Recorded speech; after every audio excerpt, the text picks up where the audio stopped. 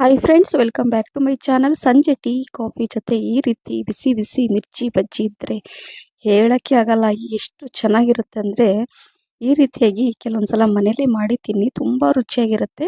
ನೀವು ಕೆಲವೊಂದ್ಸಲ ಈ ಮಂಡಕ್ಕಿ ಸುಸ್ಲ ಜೊತೆ ಕೂಡ ತಿನ್ಬೋದು. ಬನ್ನಿ ಯಾವ ರೀತಿ ಮಾಡೋದು ಅಂತ ನೋಡೋಣ. ಇಲ್ಲಿ 1 ಕಪ್ಪಷ್ಟು ಕಡಲೆ ಹಿಟ್ಟನ್ನು ತೊಗೊಂಡಿದ್ದೀನಿ.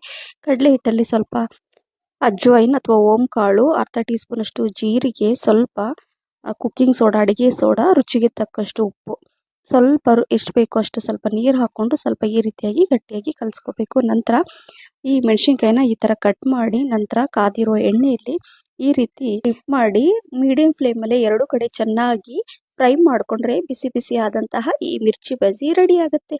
ಕೇವಲ ಒಂದು 10 ನಿಮಿಷದಲ್ಲಿ ಆಗುವಂತಹ ಈ ರೆಸಿಪಿ ಸಂಜೆ ಟೀ ಕಾಫಿ ಜೊತೆ ಪರ್ಫೆಕ್ಟ್ ರೆಸಿಪಿ. ತಿಂದು ಎಂಜಾಯ್ ಮಾಡಿ. ಈ ರೆಸಿಪಿ ಇಷ್ಟ ಆಗಿದ್ರೆ ಲೈಕ್, ಶೇರ್, ಕಮೆಂಟ್ಸ್ ಮತ್ತು ಸಬ್ಸ್ಕ್ರೈಬ್ ಮಾಡಿ. ಮತ್ತೆ ಸಿಗ್ತೀನಿ. Thank you for watching. Bye. Take